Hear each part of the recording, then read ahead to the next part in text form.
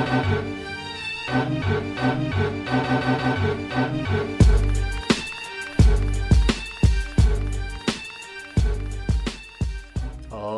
here goes, and welcome to the 175th episode of Throwback Hoops. Woody V is in the house, and as always, please follow the show on YouTube and wherever you listen to your podcasts. And how you doing today? My main man, Robbie Clayton, is in the house again. Doing well, thanks, mate. Yeah, we enjoyed a week off. I think it was our last week off. I think we're back each week from now, so that'll be fun to do that. But yeah, it feels like a while since we've done this, and as always, plenty to talk about and looking forward to it. Definitely, man, and I noticed you've got a classic New York thread there, so why don't you tell the audience a little bit about who you're rocking today? Funny thing is, I like this colour Nick jersey. I don't know if it's one that they still have in their rotation now. You know, they've obviously had the standard blue and the standard white, but I'll show you who I'm rocking today. And for those who can't see, Robbie's wearing the orange, old school style number 6 Kristaps Porzingis jersey. The unicorn. Yeah, I mean, they're really nice, really nice. And you're right, I don't think the orange one's there anymore, right? No. Yeah. Hey, believe it or not, I've got the Porzingis Knicks jersey in white, blue, and orange. I only just realised that today, so I didn't even know I had a white one, so that was a bit of a surprise. But yeah, I just wanted to talk a little bit about Porzingis.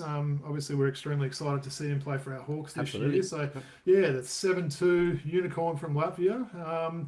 Yeah, I just wanted to sort of ask you more than anything, Wood. So this is a guy we know has had a few injury issues over the years, right? So the last 2 years, he played 42 games last year and 57 games the year before. So not great numbers there.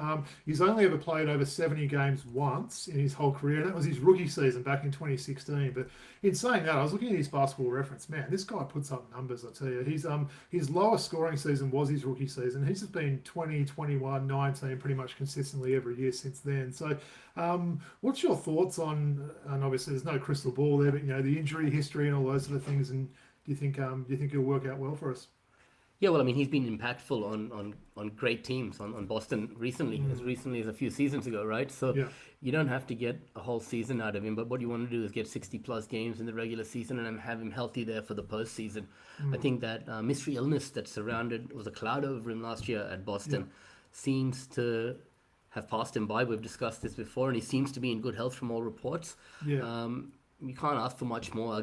A guy with that skill set, right? You know, 7 foot plus, stretching the floor. He was, you know, there was not many of those guys when he came into the league, right? Now you see a flood of 7-footers, unicorns, but you know, he was. You mentioned that stretching the floor, Woods. I was looking last year, so as I mentioned, he only played 42 games. Do you know he took 253 pointers in those 42 games? So averaged nearly 6 attempts a game. So I think with that sort of 3-point prowess and playing with, you know, arguably the best passer in the NBA and Trae Young, he's going to find this guy open in a lot of situations there. So looking forward to see how that goes with Trae. One thing I want to sort of, and I've maybe got question marks as well, is how he sort of fits in. Will he start? I've seen a lot of people penciling him to start at centre and having double O on the bench. Now, I don't believe that's going to happen. I think Onyeka Okongwu is going to be the starting centre. So what my thing I'm wondering is, can you play a front line of Jaylen Johnson, Onyeka Okongwu and Kristaps Porzingis? Firstly, it's a huge front line there, but all of them can shoot a little bit. We know Jaylen Johnson's an improving shooter there, but I don't mind that mix there. But what are your thoughts on that? And, you know, research off the bench if we were to do that.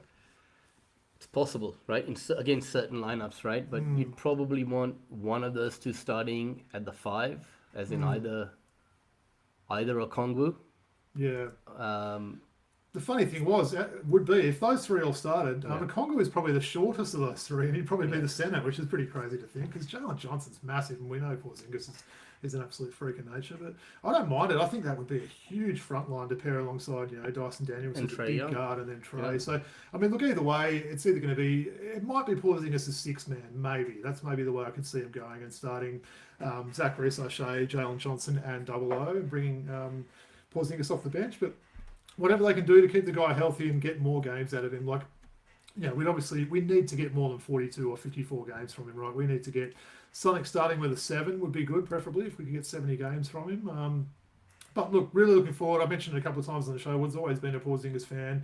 Thought we got him in an absolute steal of a trade to basically not give up any key rotation pieces there. And yeah, looking forward to seeing how it go there. And by all accounts, he's really happy to be in Atlanta. So he's embracing the culture and all those sort of things. So yeah, bring on the start of the season and see how it goes. You mentioned Okongwu, third, fourth year pro.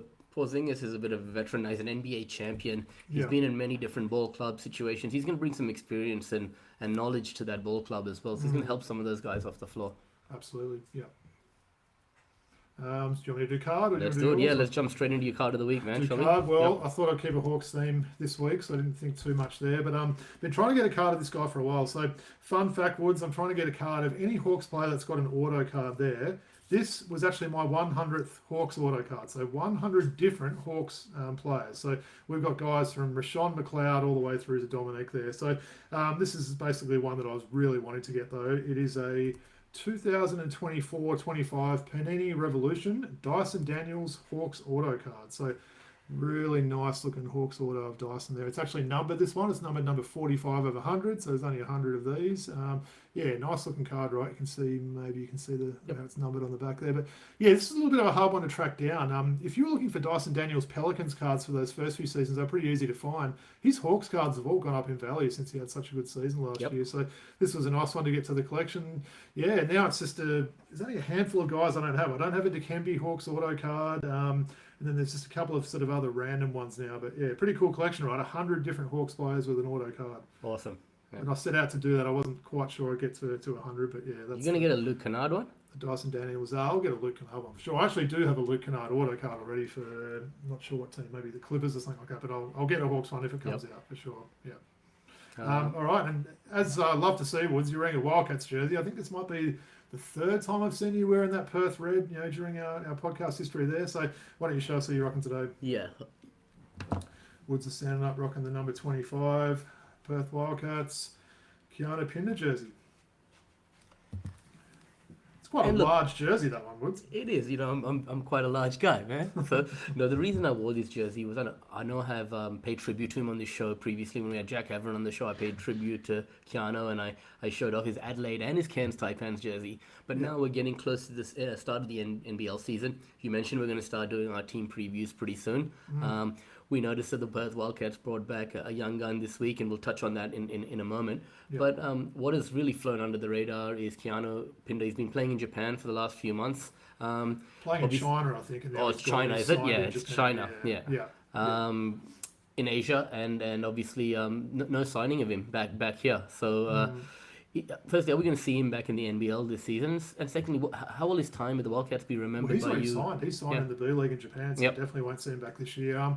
This might be a guy maybe we potentially don't see back in the NBL. He will chase the riches over there. He's actually 30 years of age, which kind of snuck up on me a little bit. The guy's already 30 there. So, yeah, he signed in the Japanese B League. Got to say, I hate the name of that. You hear Japanese B League and you think, oh, is that like Division 2 in Japan? No, it's not. B for basketball. But, yeah, I think it's a little bit of confusion around that name sometimes. But he's playing in that elusive Japanese league, Woods, that we hear all these players signing with, and yet we've never seen 1 minute of actual action from this. Because I was reading today he's signed to play in Japan. So currently he's just finished up in China and he's moving to Japan in the Australian season, is he? Okay. Correct. Well, I mean, the money's there, right? I think Yanni Wetzel was playing at the same ball club not long ago, right? Yeah. I'm sure he's getting paid a decent salary over there. So, and look, I would have loved to have seen him come back for Perth. Perhaps didn't quite live up to his salary. He was on a really big sort of marquee contract, I believe, with the Wildcats there. But look, if they could have restructured that contract somehow, I would have loved to have had the guy come back. We saw him have some big games. It felt right seeing that Pinder, jersey in Wildcats colours there. And shout out to you, Woods. It's funny, we've both got I've got my Jack McVeigh one, who I think I saw way back in the day before anyone saw it. You were like this with Pinder as well, when one sort of had an opinion on Pinder. So we can give ourselves a pat on the back there for our projections early of those guys. But you've always been a fan of him, right? Yeah, absolutely. And look, as you said, he's 30. He's a veteran now, and for him to go and experience the world and play in different places. He started off in Poland after his time with Arizona, right? Came to the NBL. Now he gets the opportunity to play in Japan. Yeah, why not? While you've got a short time to play, seeing the world at the same time, playing with different people from different cultures is just going to broaden your horizon. So good for him, and the paycheck doesn't hurt, as you mentioned. I think I realise these things more as I get, more advanced in my years in life and everything else like that, that, you're playing this game of basketball. He might not be playing in 5 more years, so just go and get the money. I've got no, issues with these guys chasing the money now, because who knows what his second career is going to be. Is he going to earn enough that he can kind of just, sit back in the shadows and do something that we don't sort of notice there, or has he got to go and do a 9-to-5 job like you and I do? I think he's going to go back to the communities, indigenous communities out in the Kimberley region where he's from, and give back there, So I think that's something that would be perfect for him after his playing days are over. We wish him all the best in Japan. Yeah. Absolutely. So shall we get into it, man? Let's do it. I thought let's just start with some headlines and go around the grounds, right? There's a bit of news in terms of free agency and signings. Let's start with the NBL, right?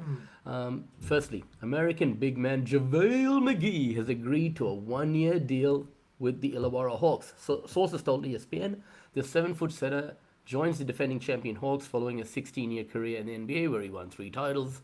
As you know, 2 with the Golden State Warriors and 1 with the Los Angeles Lakers. What you got to say there? I was pretty pumped with this news, as I'm sure you were, and I'm sure all the NBL and basketball community were. Look, firstly, I think it's great for the league. While he's much older than that usual type of import you would get over here, he's always been in great shape. And apparently, by all accounts, he's had a great recent season in Puerto Rico. They're named to the All-Star 5 there, along with Sam Wardenberg. I believe they were the 2 big guys on that team there. So, look, this is definitely going to put a lot more eyes on the league, right? It's funny. He's always someone that's been a little bit of a punchline there. There's been the Shackleton and Fool and those sort of things. But the guy's a solid player. He must be a pretty good player for USA to have picked him in 2020 there. I think he's going to suit the league well. I know you called it out earlier on our chat page last week that you worry about his foul trouble, and you could be right for that one. He's going to certainly have to adjust to the way the game's being played. If he works out this that you can basically knock the ball out, the rule you can do in FIBA sort of thing, he's going to be doing that a lot more, right? Because the goaltending's called a lot more in the NBA there. So he's got that potential if the ball touches the ring there to jump up and swipe the ball. I mean, he's an athletic guy with long arms. So I'm sure Coach Tatum will be working on that. But you can see him doing that, right? Someone goes up for a shot and the ball's rolling on the ring and he just comes from the weak side and knocks it off the rim. So that's going to be fun to watch. Definitely. And I think, you talked about JaVale McGee being a bit of a punchline. That was the 20-something JaVale McGee. The 30-something JaVale McGee. Washington Wizards JaVale McGee, right? Yeah. He matured and he was on championship teams, as you said, played on that USA team, right? So he's a mature guy. The funny thing is, you think about it, Aaron Brooks, LaMelo Ball, all these guys, JaVale McGee walking on the streets of Illawarra. It just seems odd, right, that these superstars end up there, but it's awesome, man. Is this a bigger name than Montrezl Harrell? Yeah, I'd say so. Possibly. Longer NBA career. He's got the championships to his name. Obviously, Harrell had the 6 Man of the Year award and stuff like that. But yeah, I'd say probably. Checked in the full stuff you mentioned. It actually gives him a bit more. And the USA stuff as well playing there. So yeah, he's probably a more well-known player there. So look, this is great, isn't it? I'm sure the Illawarra memberships, got a bit of an increase after this news came out, and really looking forward to see how he goes here. And with Froling to miss the majority of the season, potentially all of the season, who knows? He comes back later in the season. You've got a 2-headed monster there, right? Yeah, potentially absolutely. He can contribute towards the playoff time. There's a few more pieces to fall in place there, but I think, Well, I think them and the Wildcats are both recruiting for a point guard now, so they're probably trying to fight over who they're going to get there. So that's probably both those teams need to get that sorted pretty soon. Well, the Perth Wildcats didn't get a point guard, but they were thrilled this week to confirm that Western Australian guard Ben Henshall has signed a new 2-year deal with the club following a breakout NBL 25 campaign that firmly put him on the radar of basketball fans and NBA scouts around the world. Now, just before you give your contributions here, he was very quick to show confidence and say, he's got the skill set to be a lottery pick, right? Now, he comes back here to the Wildcats without securing a two-way or even potentially staying there and working out in the G League or something like that. What does this mean for him, right? Well, firstly, I'm really pleased to see him come back, of course. But I think this is a little bit of weight off the shoulders for him now. I think last year there was maybe too much focus on, the draft, or if he's going to declare and try and play college and all these sort of things. I think now he can focus. He's got a guaranteed 2-year contract. By all accounts, he's going to be the starting 2 there. I sort of had Elijah Pippen maybe in that role, before he signed. Now I think he will end up, starting.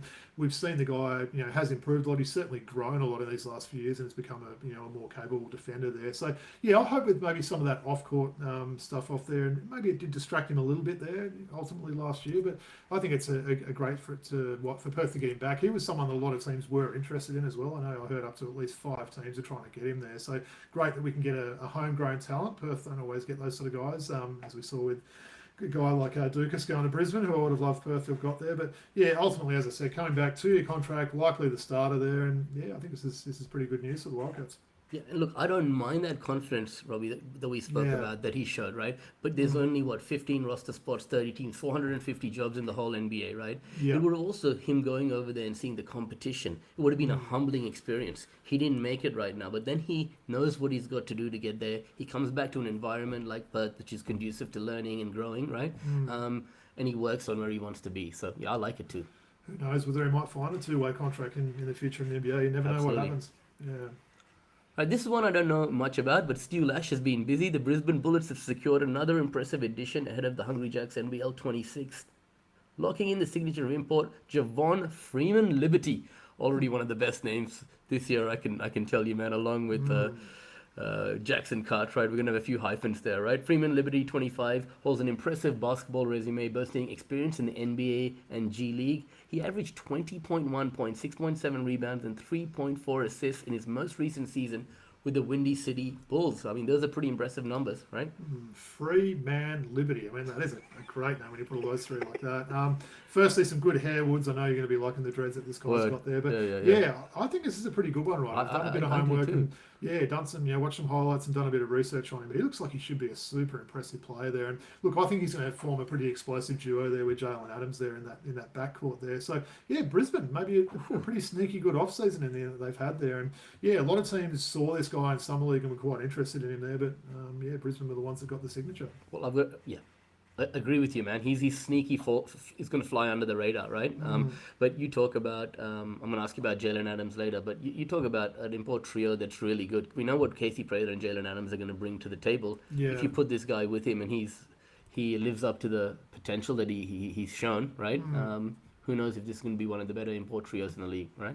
Let me ask you about Alex Ducaswood. So he was the other one that signed with Brisbane this year. That was a strange one to me. He was sort of on that, he's a championship winner with OKC, even though he was a two-way player that wasn't eligible for the finals there. But one minute he was kind of on that Summer League squad. The next minute, he was being signed by Brisbane there. So a little bit of a strange one there.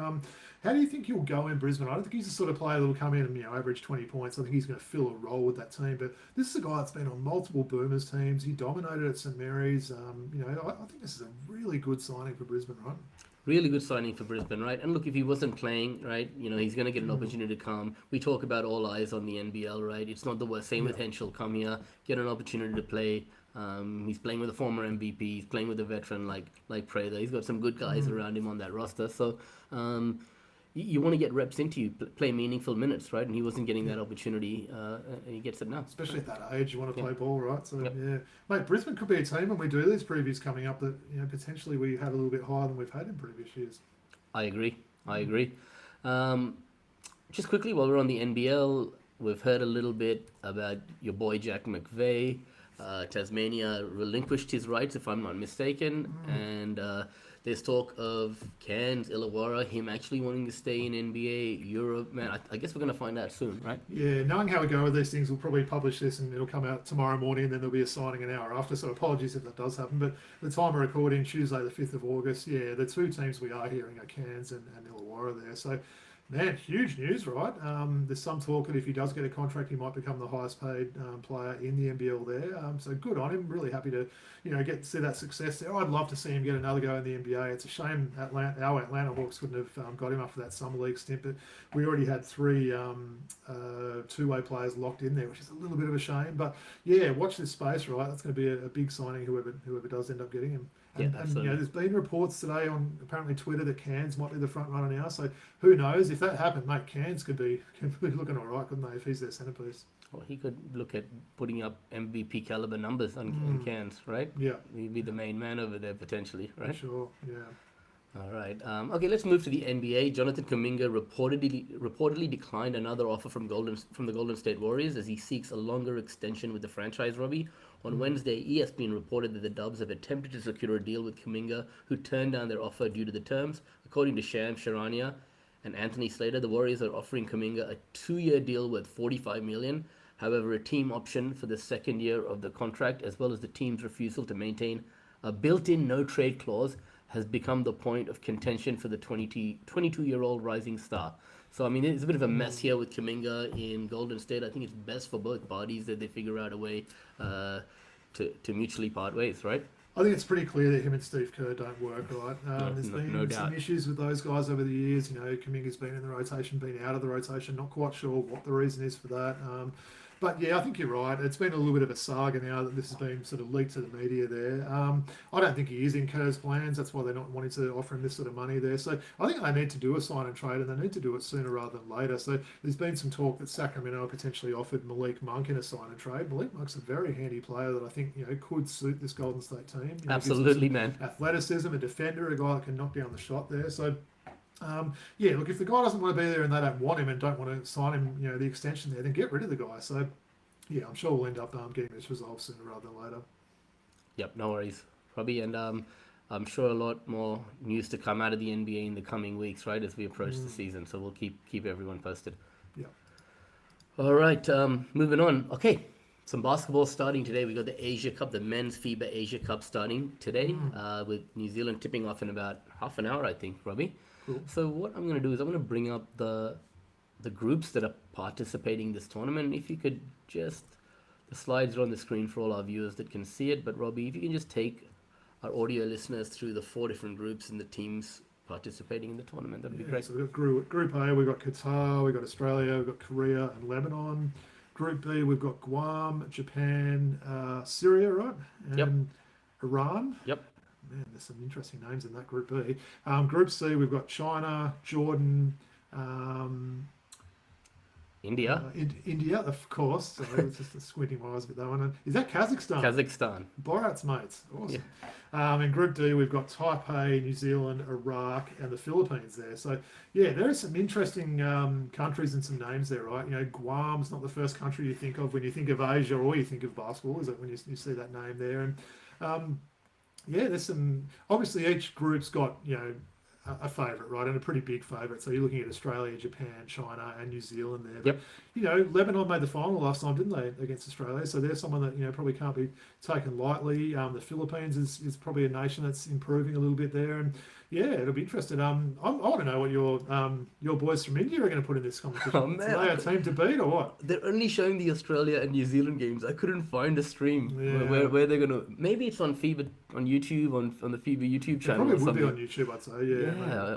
I'm going to find a streamer. They haven't got that massive guy that ended up being a wrestler or something, have they? What was that guy's name from back in the day? Principal Singh, is that him? Yeah, we forget his name, but yeah, he's like on the NBA radars and he ended up retiring from basketball to be a professional wrestler. I think he was like 7'3" or something. Sambula, that's Sambula. Yeah, he would have been pretty handy there. But look, it's interesting, isn't it? I'm quite looking forward to it. We'll take any basketball we can at this stage, right, at the start of August when there's, in between NBA's only just finished there. So, yeah, bring on some Asian Cup. All right, so we talked about, bring on some Asia Cup. So we talked about Lebanon and their great run in the last campaign. Remember Wael Arakji? The left-hander? He was in the All-Star 5, man, with 4 Aussies. He was, I think there was a couple of New Zealanders, a couple of Aussies and him, right, in that All-Star 5. Looking forward to watching him. A few other names I'm going to throw out there for you. You got Udai Baba in Japan, right? You got Mojave King and Flynn Cameron in New Zealand, amongst a lot of others, right? Guam, Ty Wesley and Ernest Ross. Although Ty Wesley has retired from professional basketball, he still kept fit and helped Guam qualify for this tournament, and he's participating in this tournament. Is that guy from Guam, America, or New Zealand? He feels like he could be from about 3 different countries there, so there's obviously that's some heritage there. Ernest Ross will be getting on a bit. How long ago was that he played with the Wildcats? Oh, wow, man. 10 years at least, right? It's probably one of the first times that people had actually heard of Guam and realised that there was basketball being played there. So, yeah, it'll be interesting to see how those two guys go. And also, you've got Hawkinson from Japan as well, with Josh Hawkinson, the big hawk who we like, the big Yeah, he's awesome, man. He's always fun to watch, So I saw Brandon Goodwin, ex-Atlanta Hawk. He's playing for Qatar, starting point guard for Qatar. He's naturalized, right?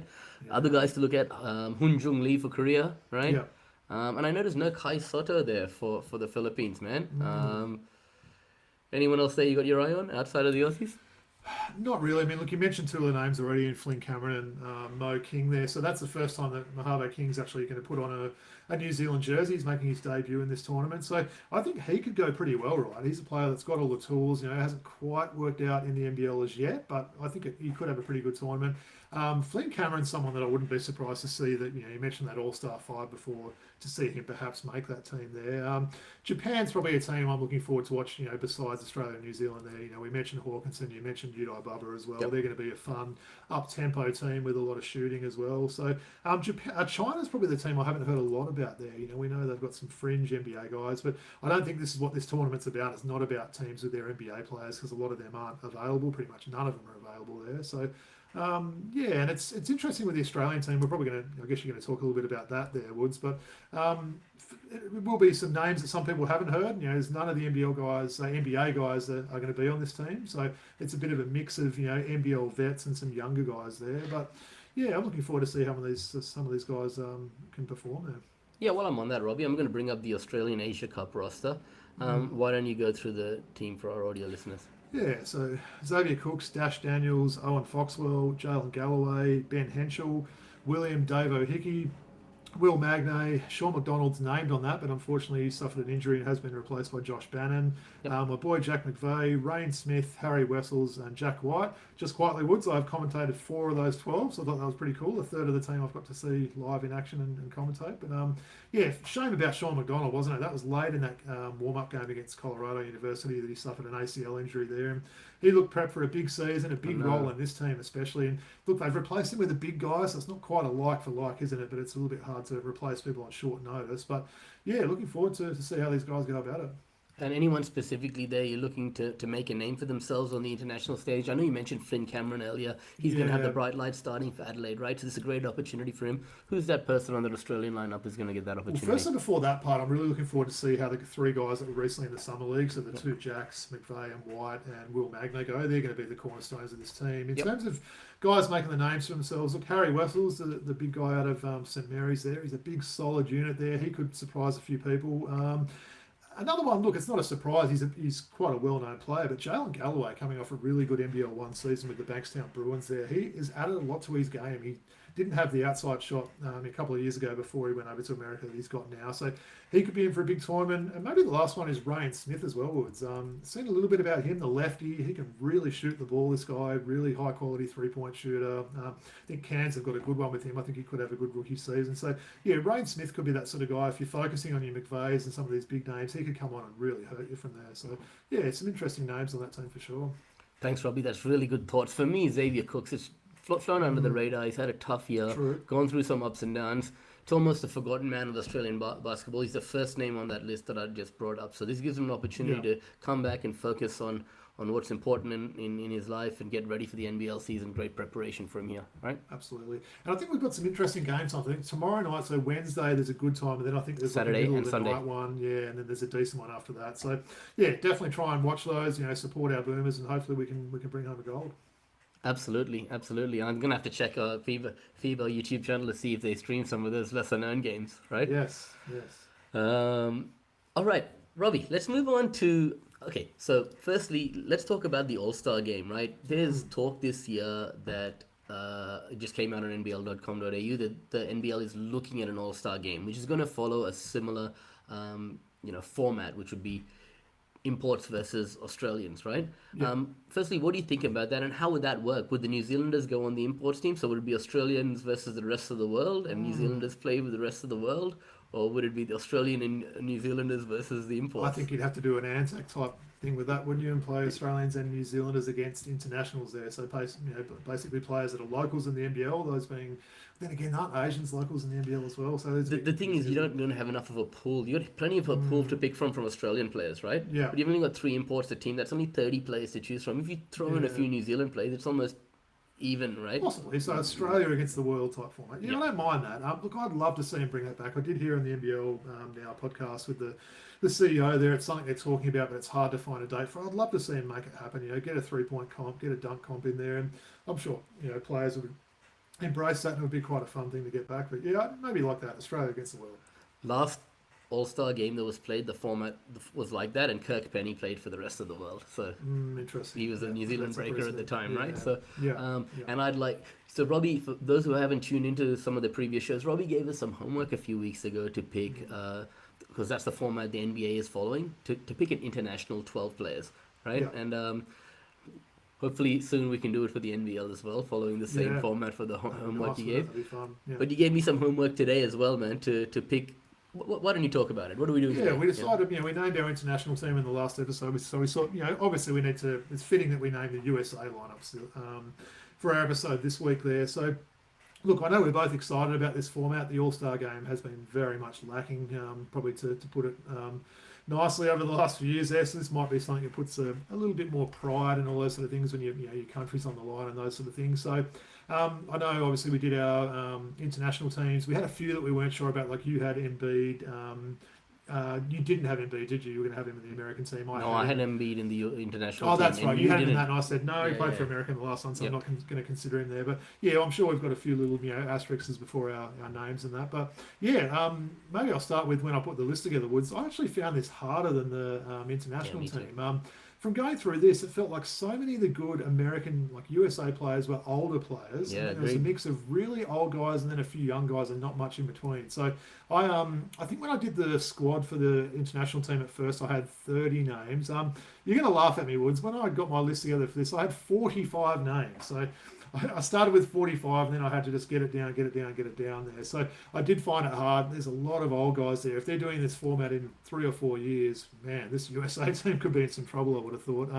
I kind of cheated again, Woods, if I'm being honest. If you remember rightly, I named 14 guys in the international team. Well, I named 14 again to keep it consistent because I couldn't make a couple of cuts there. Before we go through, I didn't include the 3 Achilles guys on this team because they're not going to be available next year. So that's, of course, your Jason Tatum, your Dame Lillard, and your Tyrese Halliburton. So I didn't include any of those, plus Kyrie, because Kyrie's going to be out as well. So that was kind of 4 guys that I just didn't include, which made it a little bit easier there because it was hard to do some cuts with players there. So I included them. You did include them, Yeah. all four of those guys? No. A couple of those. Okay, a couple of those. So, as I said, I got it to 14. How do you want to do it? Do you want to sort of name yours, or do you want me to sort of Starting name... lineup, I did. And did that? Do you want to do? Yeah, see, I didn't do that. You did better on your homework than me. Yeah, tell me your starters, and I'll tell you if I had those 5 on my Okay, squad. Anthony Davis at the 5, Kevin Durant at the 4, Jason Tatum at the 3, and then Steph Curry and LeBron James. Yeah. So look, I certainly had 4 of those. Tatum absolutely would have made it, but I got a bit of an out there with the Achilles injury, so I didn't have him selected on that one. So yeah, we're 4 of the first 5 there. I want to ask you, maybe I'll tell you a couple of mine. Did you have Trey in your team? Because I did find a spot for Trey. No. You Trey hater. No. Mate, these sort of games are made for someone like him, right? I had to have Trey there. Ultimately, it came down to, and I'll read my snubs later, but it was maybe him and like a Tyler Hero or a Tyrese Maxey. So Trey got the go for me. Why don't you read out the other, 7 players you've got on your team if you know. So I said LeBron, Steph Curry, Kevin Durant, Jason Tatum, Anthony Davis, Anthony Edwards, Devin Booker, Bam Adebayo. You've got to have a center. Kawhi Leonard, Ja Morant, Tyrese Halliburton, and I went James Harden ahead of Trey, ahead of Jalen Brunson, simply because of a Lifetime Achievement Award, let's say, right? What are you doing picking Ja Morant over Trey Young? I just find that weird, but anyway. All right, that's fine. You're entitled to that. Look, I had basically all those guys, I think, except for Ja Morant. As I said, I did name 14. I didn't have those injury guys. So the ones I had that you didn't have, did you say Cade Cunningham? No. Okay, so I had Cade Cunningham. I had Paolo Banchero. Did you have him? No, I've had him in honourable mentions. Okay, and also had Jaylen Williams, so J-Dub from OKC, and that was a tough one. He made the All-Star game last year when there was basically 24 players getting chosen, so I thought he'd probably be a chance to make that USA team. And look, as I said, Woods, I think it did a favour for me not including these injured guys because I was struggling picking some of these guys. So, and we should mention the injured guys. You had Halliburton and Tatum, right? You didn't pick Kyrie or Dame Lillard, so that's fine. So yeah, basically the 14. Look, I'll read them out, even though I sort of said some of them. So, did you have Donovan Mitchell actually? No, I had him in my unlucky as well. Okay, Yeah. so my 14 that I named: so Trey, Donovan Mitchell, Anthony Davis, Cade Cunningham, Steph Curry, Kevin Durant, James Harden, LeBron, Bam Adebayo, Anthony Edwards, Jalen Brunson, Paolo Banchero, Jalen Williams, and Devin Booker. I named 6 snubs on this team. So let's see if you had any of these. So my snubs were Tyler Hero, Evan Mobley, Zion Williamson, Tyrese Maxey, Ja Morant, and Jaylen Brown. They were my 6 snubs. I had Jaylen Brown, JJJ, Paolo Ventura, Jalen Brunson, Damian Lillard, Drew Holiday, Trey Young, Donovan Mitchell.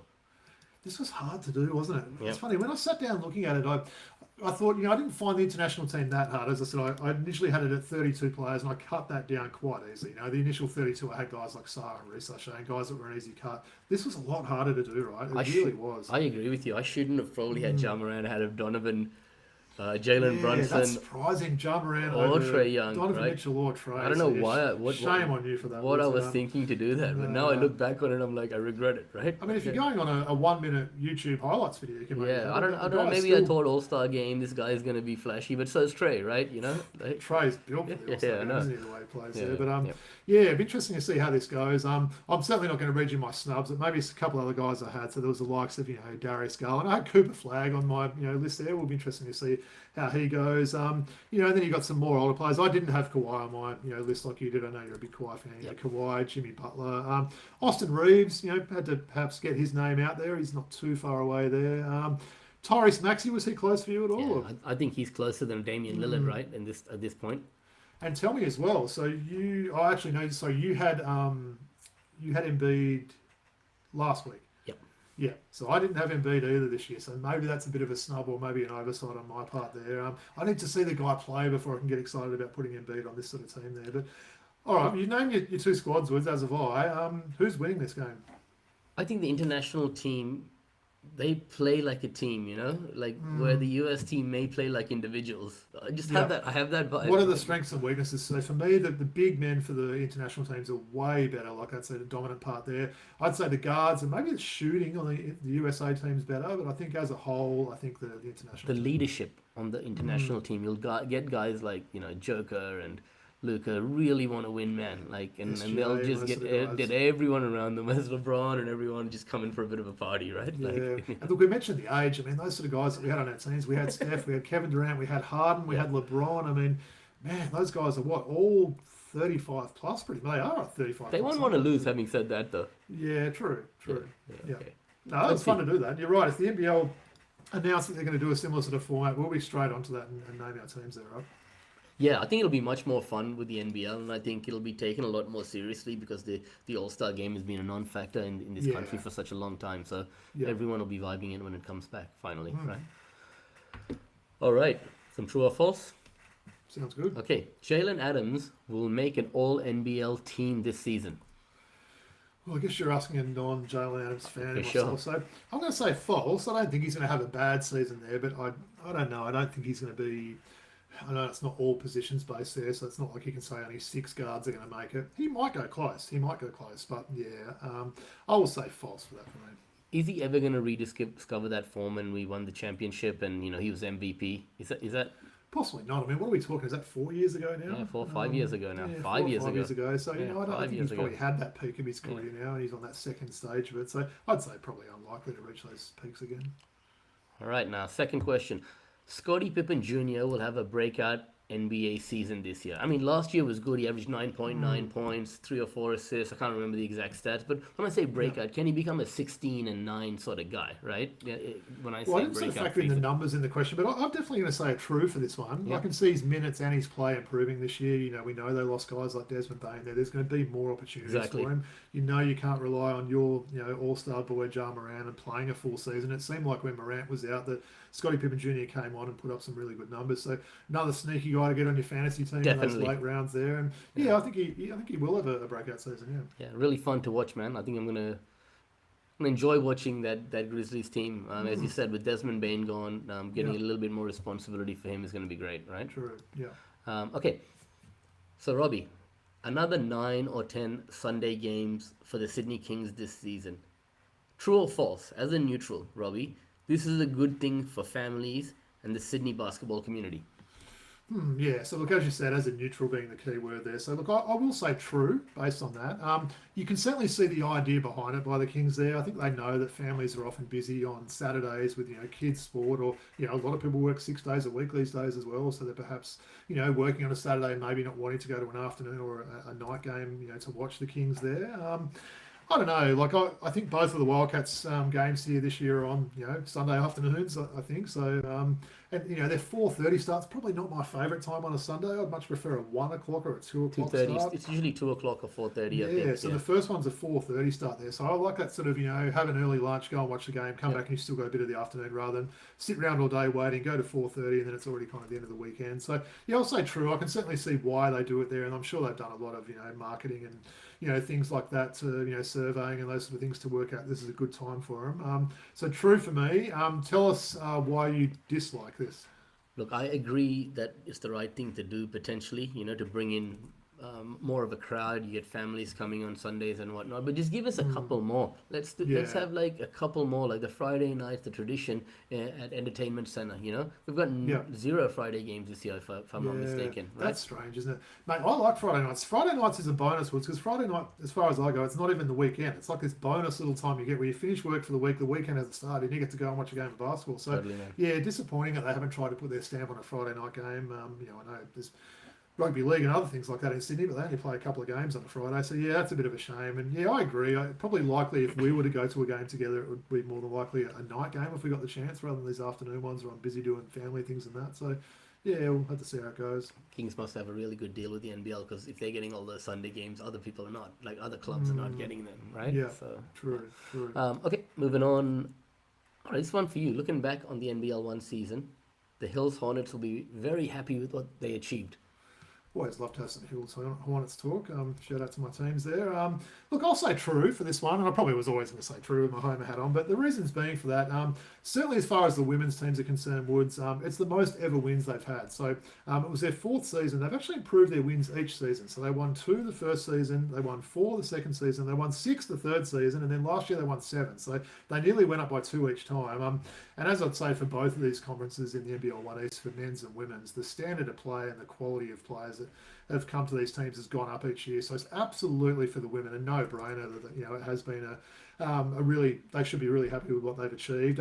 Look, for the men's team, last year they finished with an 11-9 record and just missed out on the playoffs on the last day. So they won, about 3 games less than that this year. So if you looked at that, you say, maybe they wouldn't be happy with what they've achieved. But it was a strange season. It was a greatly improved men's comp. You look at some of the players that were added to this competition was the likes of Jason Kadee, Jaylen Galloway, Kawat Noy, Todd Blanchard. I mean, these are quality NBL players that have fit in seamlessly to their NBL 1 team. So, look, I shout out to Coach Rob Merrick and Reece Potter. Really consider these guys mates now for these years, and really proud of the job they're doing there. And it's on to next season, right? I think both teams recruited a couple of good players. Hopefully they can retain some of them. With imports, it's normally a season by season thing in NBL 1, so it's normally like you don't get the same imports back. But I think their recruiting was good. They try and recruit with a cultural fit, just as well as a player fit there. And I'd say that they should both be happy with how the season's gone. What are your thoughts on that? You saw a few games. Absolutely, man, and just the show that they put on at the Hive is great. They've got a loyal fan base, and the entertainment on the night is great. So it's great for the community, and I'll continue coming and supporting every year, and hopefully we can see more progression next year, right? Absolutely. Look, I mean, there's only been 1 finals appearance in the 4 years. That was by the men's team in 2023 when Sean Montague, friend of the podcast, was on the show. So I was chatting with Sean this week, and I said to him, you're still the only player that's led your team to the finals. But in saying that, the league has really improved since that year that they made it there. But hopefully see some finals action in 2026 for the Mighty Hornets. Yeah, especially in the East recently, right? A lot of players coming back to play, which has made the league stronger, right? All right. Yeah. Shall we do some classic packs today? Yeah, let's do it. Yeah. All right, so I've got the tops 94, 95 today, right? Got a couple more of these, and how are you going for packs? You still got a bit of a stash there? Got a couple of packs left. I ordered those new ones, right? The 2010 edition. They didn't arrive. Okay. So I got a refund from Amazon, so I'm gonna have to order some more. I want to get some circa that era, like that 15 years ago, Yeah, like, true. Yeah. Okay, all right. Love this guy, right? I talk about him a lot. Well, not just me. Like, I mean, anyone who talks about the Detroit Pistons and the great documentary, you talk about the bad boys. Who are the enforcers? I know we talk about Bill Laimbeer being the enforcer. Who's the other guy who got traded away, And bit of Rick Mahorn. Rick Mahorn. Yeah. Hey, do you remember what they used to call Rick Mahorn and Charles Barkley playing together, Woods? Tell me. Thump and Bump. I always thought that was a cool little nickname for the two of them. Yeah, he was a big boy and a scary unit, Rick Mahorn. What was he listed at, size and weight there? He's a big unit, yeah? Yep, he was 6'10", 260. And this is him at New Jersey. Yeah. So by the time 95 came around, he was at sort of New moved on Jersey. there, Yeah. No, he was fun, Rick Malone. Okay, we've got the Paint Patrol insert here. This guy averaged 9.1 rebounds per game. This would have been his rookie year, 93, 94. Rookie of the year. Glenn Robinson? No, he was 94, 95. 93, 94. Shaq. No, he was 92, 93. Who's the next year after that? What team? Golden State Warriors. I think it was... Chris Webber. Yeah, joined with Penny, was it, that year? Yeah. Was it a joint one? No, Oh, it was I a couldn't- I joint think one was the Grant Hill and Jason Kidd That's one. right, yeah. I think Chris I think Webber, he did, marginally yeah. took it, but they both had terrific rookie years, right? Absolutely, yeah. Okay, okay, All-Star card for the greatest, possibly the greatest pure shooter from the free throw line, especially. Number 25, Cleveland Cavaliers guard. Mark Price, yeah. Yeah, obviously. Funny, I saw some random thing pop up on Facebook with someone with that white Cavs jersey that I've got, and they were getting Mark Price to sign that. He looked so excited to see his old jersey when someone got him to sign it there. So yeah, former who was he coaching over here again? It's the South Dragons. South Dragons, yeah. People sort of blink, they would have missed that one, but he was a great player back in the day, certainly a great shooter. Yeah, and is he one of the greatest all-time free throw percentages from memory? He definitely is up there. Yeah. Okay, we got another All-Star card here. Mr. Chibbs, right? New York City's finest. And his only ever All-Star appearance, if I'm not mistaken, right? I like these All-Star cards. Yeah. Nice. And I like those old uniforms they had back then. Back in those All-Star games, meant a little bit right, when the players actually gave a bit more of a damn than they do now. So Mr. Chibbs, yeah? Yep. And That's by all reports, he seemed to be getting his life back on track recently. I checked in, right? It's good to hear, Big, wide, stiff, number 43 from the Milwaukee Bucks. They always seem to have these back in the day, right? Big guy, looks a bit like Billy Ray Cyrus. He went to Duke. Acquired in a trade with the Hornets in 1994. With the Hornets, Number 43, a veteran, played with the Nets from 1980 all the way through 94. Go on. Mike Gaminsky. I was thinking that one. Yeah, I remember with Philly as well. But he had some good hair back in the day for sure. Yep. The Rock. Sacramento Kings. I've worn his jersey. This is an insert, the Super Scorer card, right? Okay, this is actually a competition card where I can actually enter a competition from 1990. I reckon it's probably finalised. Would you say? Or? You don't reckon I can mail it in? Probably not. Yeah, I love anything Richmond related there, Wood. So probably one of my top 10 all-time favourite players. I would have thought Mitch Richmond, unless that's suddenly changed over the last few years. But love the guy. And we've pulled this card before in a previous pack. He's dunking on Purvis Ellison, the right-hander who always dunked with his left hand. Kendall Gill. Nice. Kendall Gill. That's a nice card, that one, isn't it? Purvis is throwing it down. He's risen up pretty well there, but I think he's in trouble on that one. Camp and Nate McMillan just watching him, waiting for the highlight there. He's such a legend, Kendall Gill. All right. Sick. The Holy Grail jersey, right?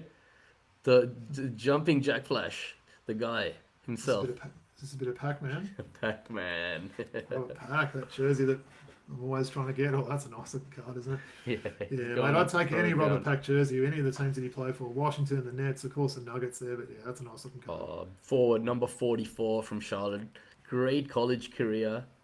I think it was at Old Dominion or something. There's a documentary I saw with him in... Kenny Gaddison? Kenny Gaddison, yeah.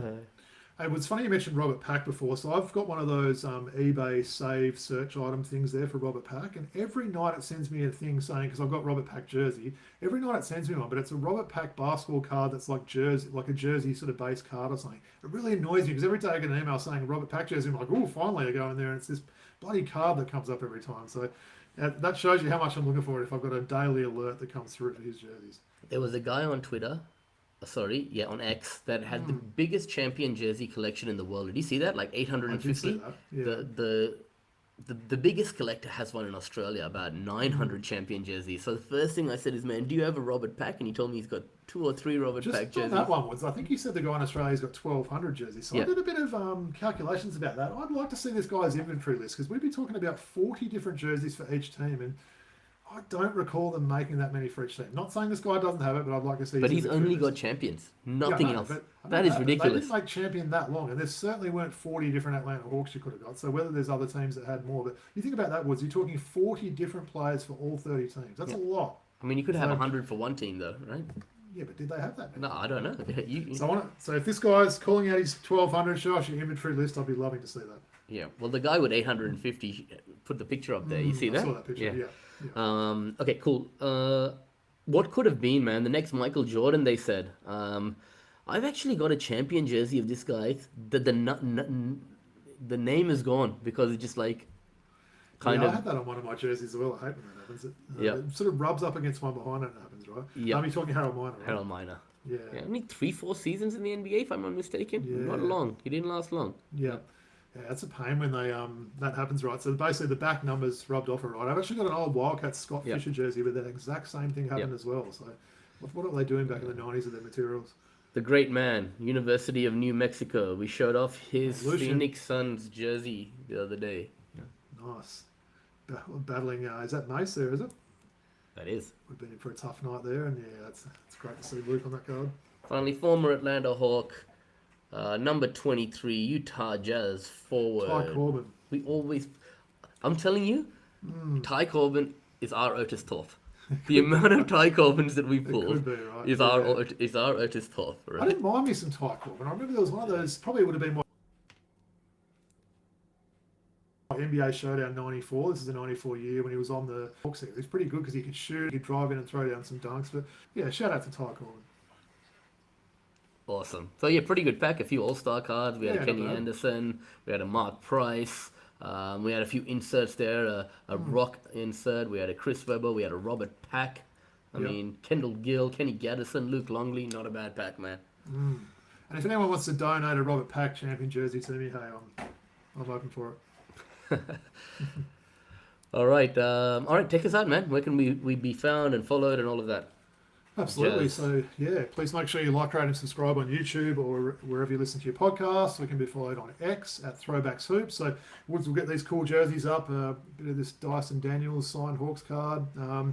Also, basically, Instagram, throwback.hoops, and our email address, throwbackhoopspodcast@gmail.com. There's also Patreon if you'd like to pledge a couple of dollars to assist with the production. I want to throw something at you, Woods. I did joke last week that you were going to lead the show with your amazing basketball game last week in the Thursday night game. So I missed my first game in over 3 seasons, I think it was. I was basically throwing up and losing 5 kilos last week, but you played. You had like your highest scoring game in quite a long time, right? Tell us about that game. How did it feel? And playing well and getting a win, right? Yeah, getting a win was important when you had 5 guys. So I had an opportunity to take a few more shots and just lucky that day. So looking forward off the first play of the game, just banking in the 3, hammering a 3 off the backboard to win, and that sort of set your night up, right?